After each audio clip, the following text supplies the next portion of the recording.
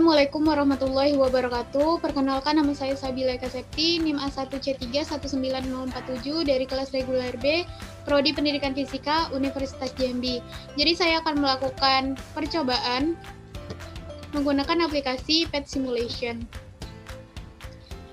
Hal yang pertama harus saya cari adalah Pet Simulation di web atau di Google. Kemudian saya akan klik ini. Nah, Pet Simulation ini banyak sekali jenis yang bisa kita lakukan simulasi-simulasi di dalamnya, baik fisika, kimia, biologi, dan lain-lain. Nah, saya akan melakukan salah satu simulasi, yaitu rangkaian arus searah atau DC.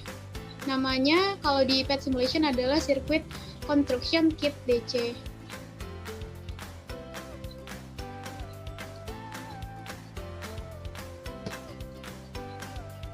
Kemudian kita klik dan kita tunggu. Nah, setelah ada, dia akan dibuat dua pilihan, ada yang lab dan intro. Kita pilih yang intro, kemudian diklik. Nah, seperti ini tampilannya.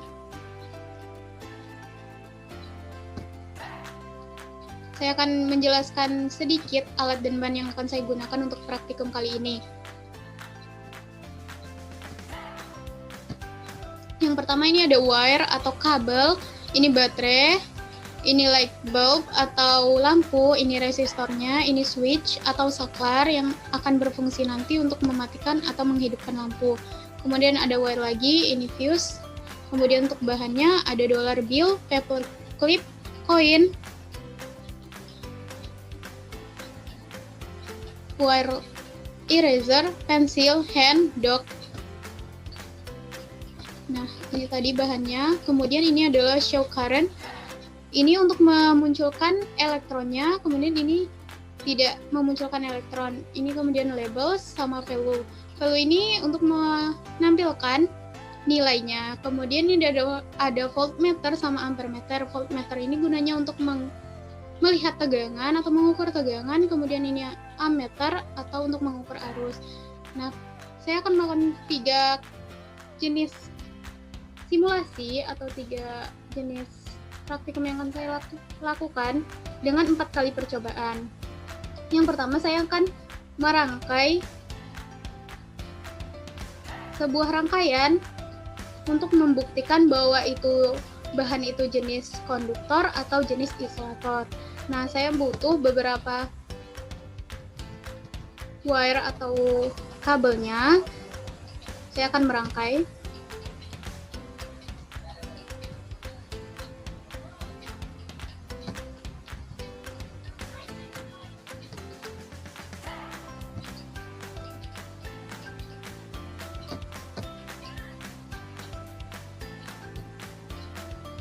Kita rangkai, kemudian saya butuh baterai. Baterainya saya letakkan di sini.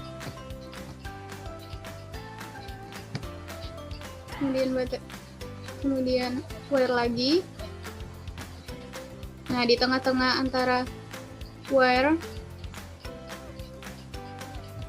yang saya butuhkan adalah switch atau saklar untuk menghidupkan dan mematikan lampunya nanti.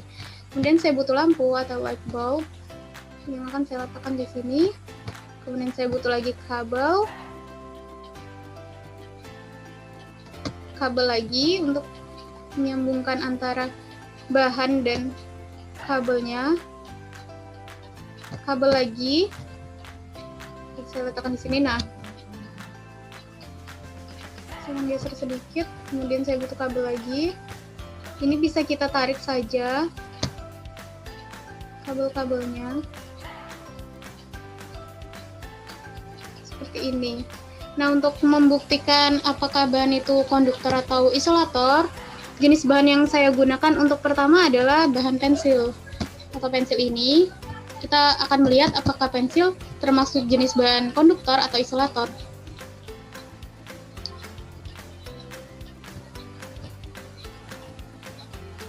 Gunting untuk memutus supaya kita bisa merapikan ini rangkaian kita, kemudian akan saya sambungkan Nah, bisa kita lihat value-nya di sini. Untuk percobaan pertama, saya akan ubah ini menjadi 12 volt. Cara menambahnya bisa digeser seperti ini atau seperti ini sampai 12. Nah, setelah 12 volt, kita akan melihat dengan cara saklarnya kita tekan. Nah, kita bisa lihat bahwa pensil ini termasuk bahan jenis konduktor karena ada arus yang mengalir, tetapi konduktor yang jenis lemah karena arus yang mengalir di sini sangat lambat dan lemah. Nah, untuk percobaan keduanya, saya akan menggunakan bahan lain. Untuk menggantinya, kita tinggal tekan dan ada klik tombol sampah, kemudian kita hapus saja. Bahan keduanya adalah hand atau tangan. Nah, kita lihat di sini handnya. Hand di sini tidak ada arus listrik yang mengalir. Kita bisa lihat bahwa hand termasuk ke dalam jenis bahan isolator karena tidak ada arus listrik yang mengalir dan lampunya juga tidak menyala. Kemudian kita ganti lagi bahan yang akan saya gunakan ketiga adalah bahan penghapus atau eraser. Kita sambungkan lagi seperti ini. Nah, kita bisa lihat bahwa eraser atau penghapus ini juga merupakan bahan isolator karena tidak dapat mengantarkan arus listrik. Arus listrik yang mengalir pun juga tidak ada dan lampunya juga tidak menyala. Kemudian untuk bahan keempat, saya akan menggunakan koin. Koin di sini kita sambungkan. Nah, kita bisa lihat bahwa koin merupakan jenis bahan konduktor karena dapat mengantarkan arus listrik dan lihat saja bahwa arus yang mengalir sangat kuat dan lampunya juga menyala. Kemudian bahan selanjutnya yang akan saya gunakan adalah paperclip. Paperclip atau penjepit kertas, kita akan lihat.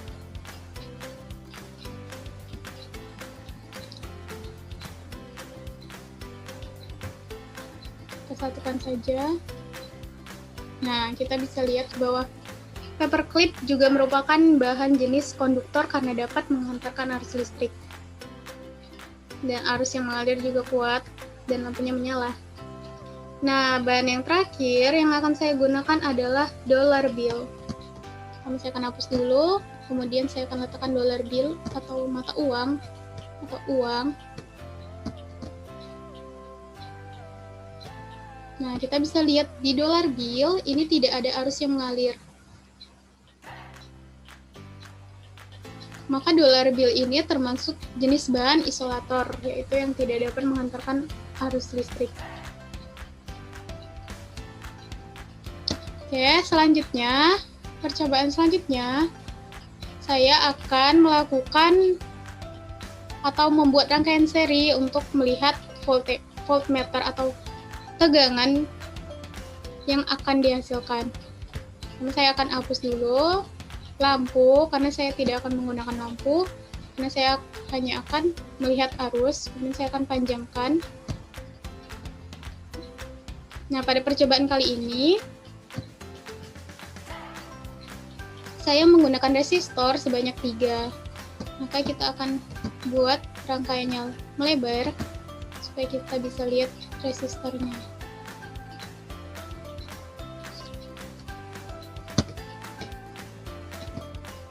Nah, selanjutnya kita hapus saja ini karena kita membutuhkan kabel penghubungnya satu saja. Kemudian kita perbaiki rangkaiannya supaya terlihat lebih rapi.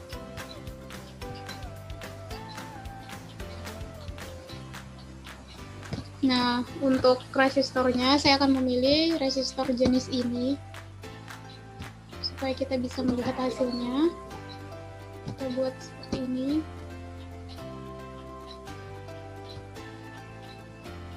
Kita rapatkan supaya bisa membentuk 3 rangkaian. Kita sambungkan menggunakan wire atau kabel.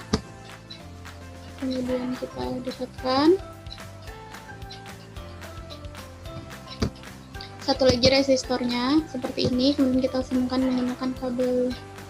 Nah, setelah seperti ini, saya akan merubah nilai dari voltage-nya menjadi 24 supaya kita bisa melihat arus yang mengalir. Ininya kita akan ubah menjadi 100 ohm.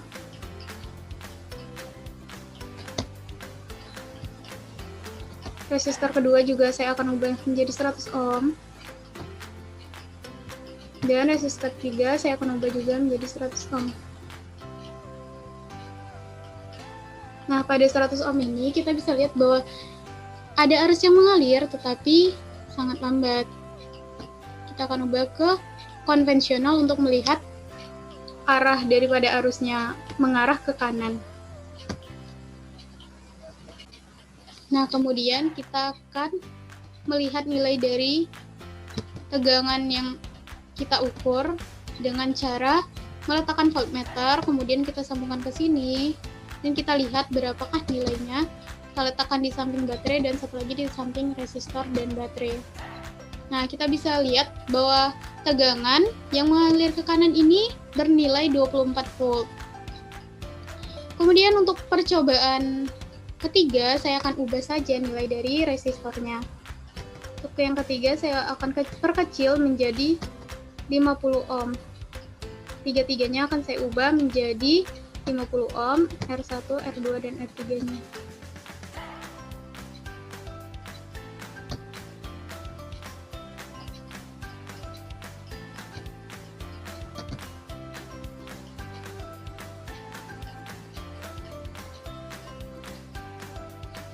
Nah, kita bisa lihat arusnya mengalir sedikit cepat, tetap ke kanan, dan nilai voltage atau tegangannya sama sebesar 24 volt. Kemudian untuk rangkaian seri yang ketiga, saya akan ubah nilainya menjadi, yang R1-nya saya akan ubah menjadi 100, R2-nya 75,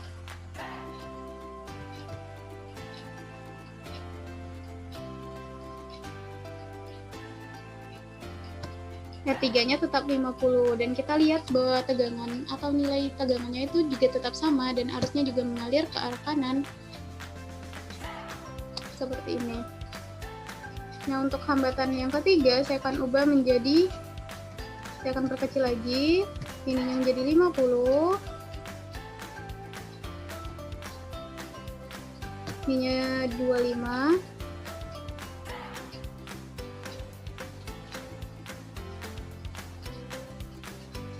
dan ininya 10.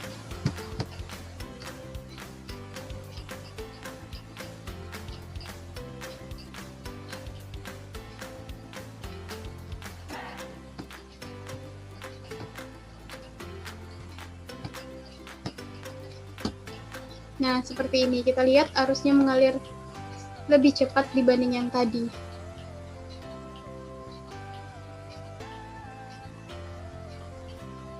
Nah, itu tadi adalah percobaan dengan rangkaian seri. Nah, saya akan mencoba percobaan dengan rangkaian paralel. Paralel yang saya gunakan adalah 3, dan saya menggunakan resistor 3 juga.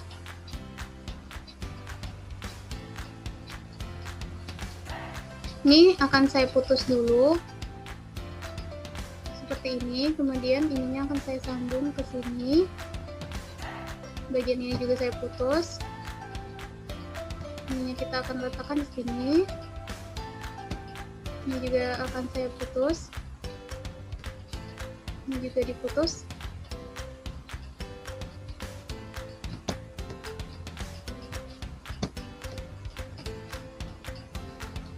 Akan buat 3 berbanjar seperti ini. Kemudian saya akan hubungkan kabel yang digunakan tetap satu saja, maka kabel yang ini aja yang akan saya gunakan menyambung ke sini.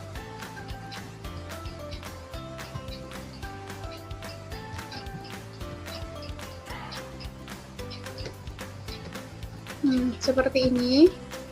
Kita akan susun 3 berbanjar. Kemudian kita akan pasang kabel di masing-masing sisinya.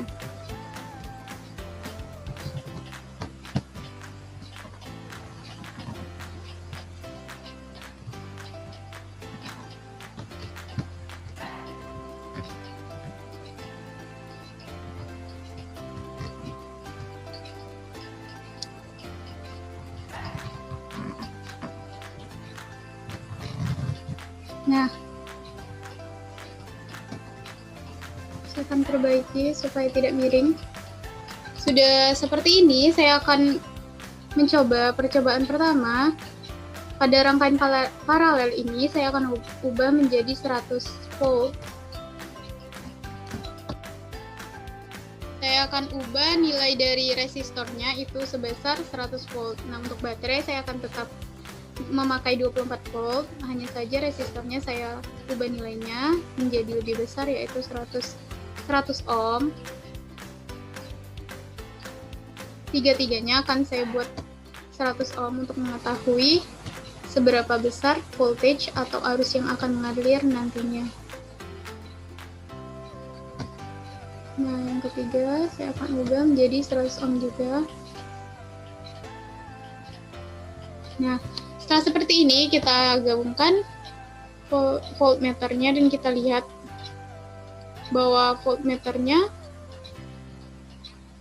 sebesar 24 volt, kemudian arusnya bisa kita lihat arusnya mengalir ke kanan, kemudian ada yang ke atas, ke kanan, turun, dan ke kanan. Seperti ini mengikuti arah arus. Nah, untuk nilai kedua,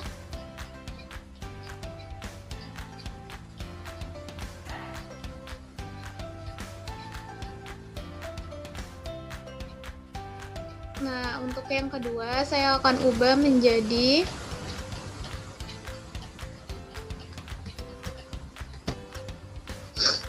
50. Semuanya 50. Untuk R1, R2, dan R3-nya 50. Dan kita bisa lihat perbandingannya dengan yang 100 tadi.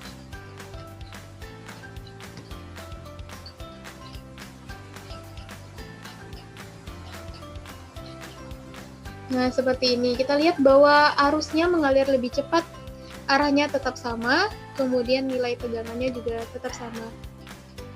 Nah, percobaan ketiganya saya akan buat nilainya sebesar 100, 50, dan 10.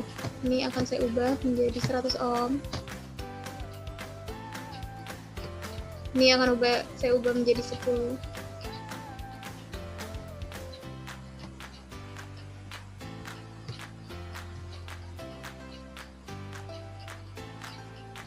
Nah, kita bisa lihat juga bahwa arusnya akan mengalir ke kanan dan semakin cepat dibandingkan percobaan sebelumnya. Nah, untuk percobaan keempat, saya akan ubah lagi, atau saya akan perkecil lagi arus yang di atas ini menjadi 50.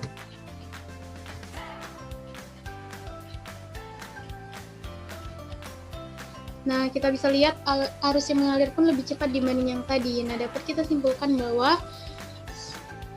nilai dari resistor atau hambatannya semakin kecil, maka arus yang mengalir semakin cepat dan mengalir sesuai dengan arah baterai. Nilai dari tegangan juga tetap.